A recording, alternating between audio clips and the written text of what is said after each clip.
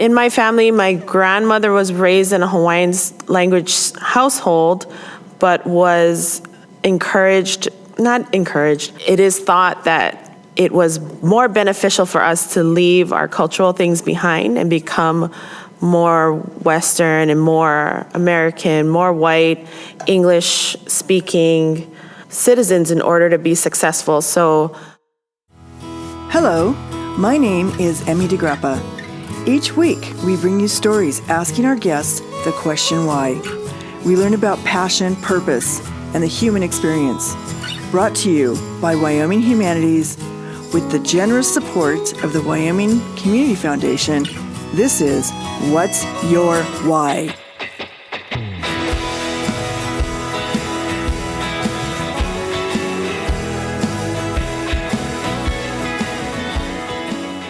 Today, we are talking to Paige Okamura. She is the host of 2 Hawaiian public radio shows and a graduate research assistant for the Institute of Hawaiian Language and Translation. Welcome, Paige. Thank you, mahalo.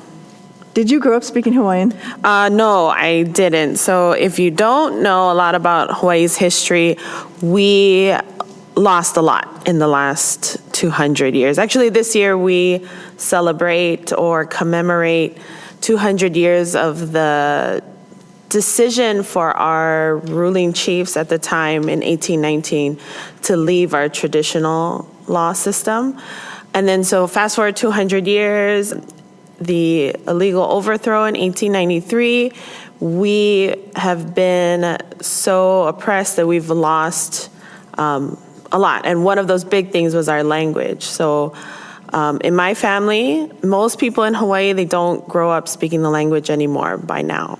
In my family, my grandmother was raised in a Hawaiian language household, but was not encouraged. It is thought that it was more beneficial for us to leave our cultural things behind and become more Western and more American, more white, English-speaking citizens in order to be successful. So already in my family, about a generation and a half, we had lost the language. So within maybe, 80 years, and our language was gone from my household. So I didn't grow up speaking it. I had to take it in high school and then in college.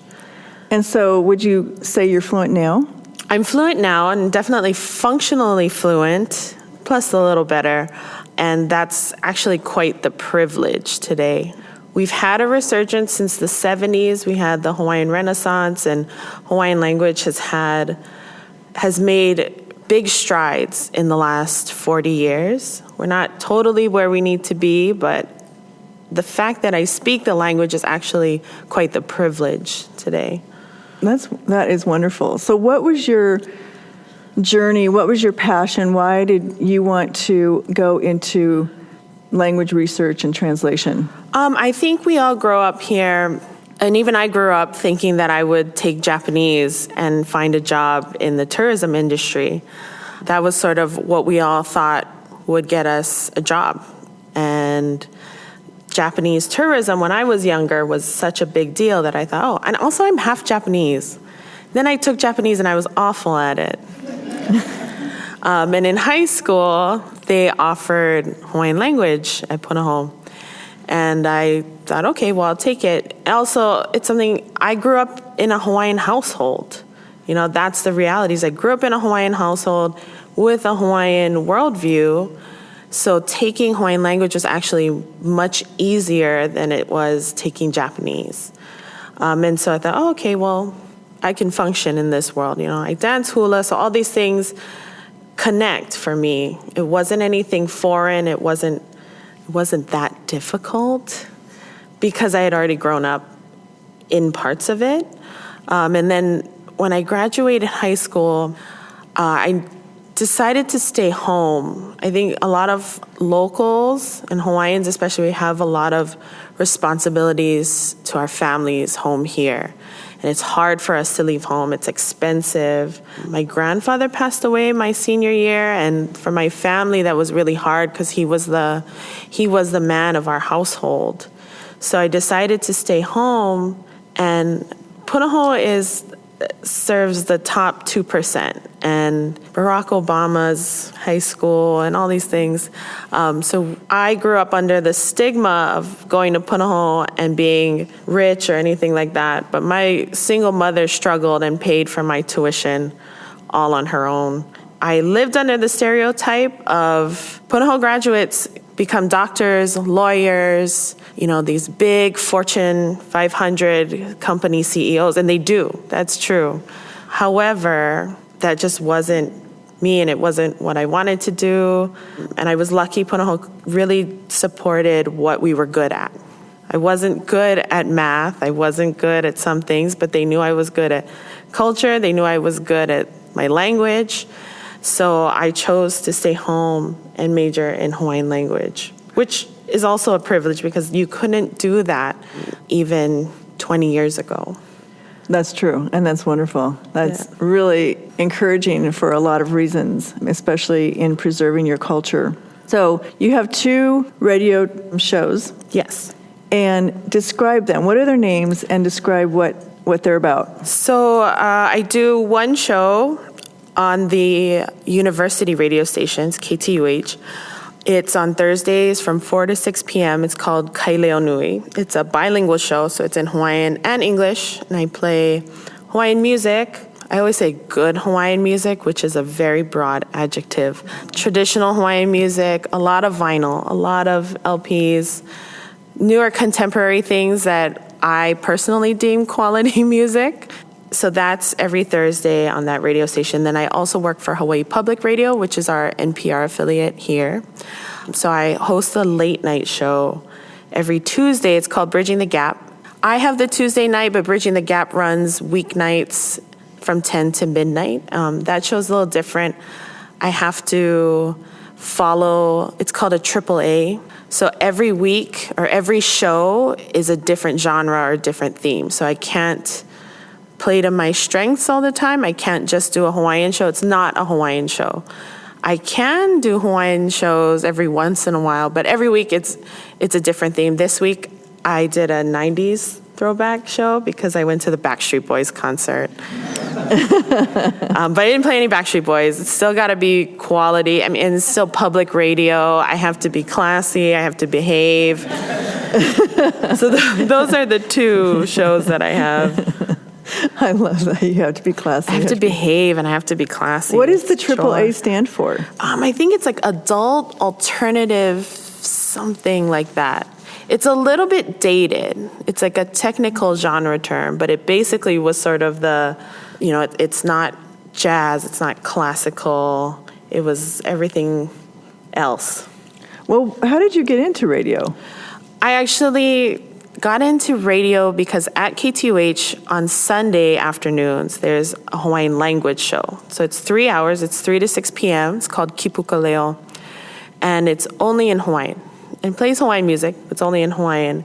And when I was an undergrad, one of my professors who started the show or is one of the DJs in a long line to sort of curate that show, needed new hosts. So she had asked me and a classmate of mine to take it over. And so we kind of, in a very short span, applied with the sole purpose to do this show. And it's the one show that KTUH has always given priority to.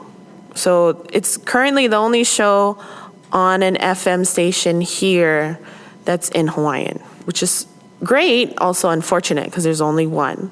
And so I started there, and there were 2 of us, and it didn't make sense to have 2 DJs and only one show. If you have 2 bodies, you should be able to do 2 shows. So I broke off to do my own show. And I chose to make it different and have it bilingual. Kipukaleo is very staunch. It's only in Hawaiian, which is great. But I would meet people who listen to that show every week and always tell me, I love that show. I have no idea what you're saying, but I love that show. And that's great. But I also think we have to start building access points for people. There are some things we talk about those songs that are so important and they're so interesting. They have 200 years of history to them that I don't want people to miss.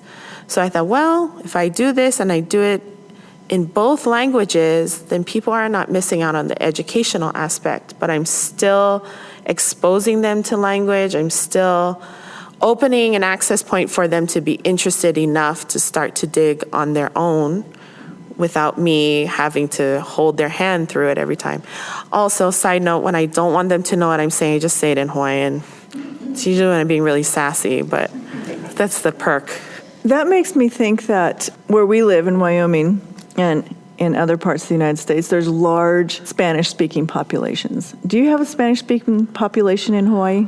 Funny thing, I don't know if you have noticed, we don't have very good Spanish or Mexican food.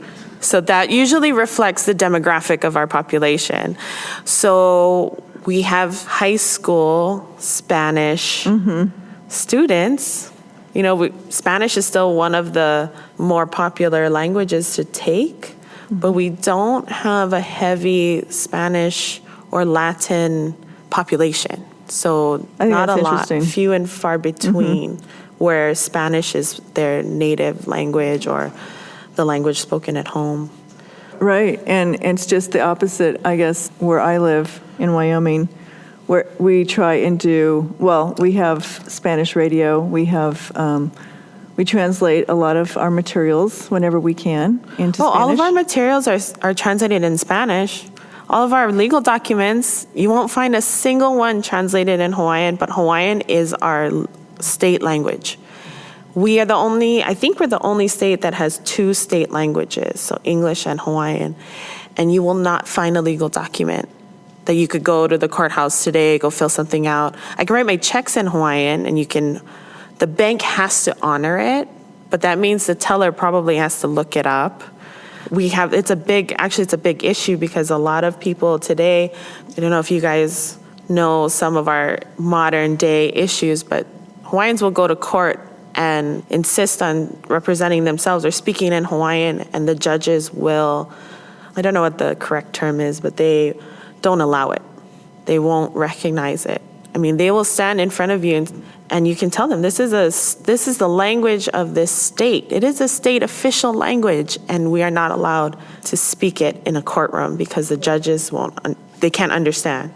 So they require a translator, or it's sort of a strange relationship. Definitely. It's a product of our occupation. You can go to any legal city office. All of the verbiage will be translated in Spanish, Filipino, 3 dialects of Filipino, Japanese, a handful, there's a lot, but none of it in Hawaiian.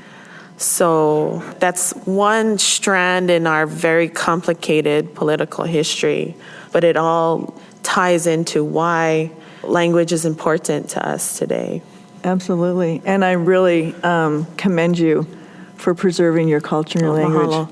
Thank you.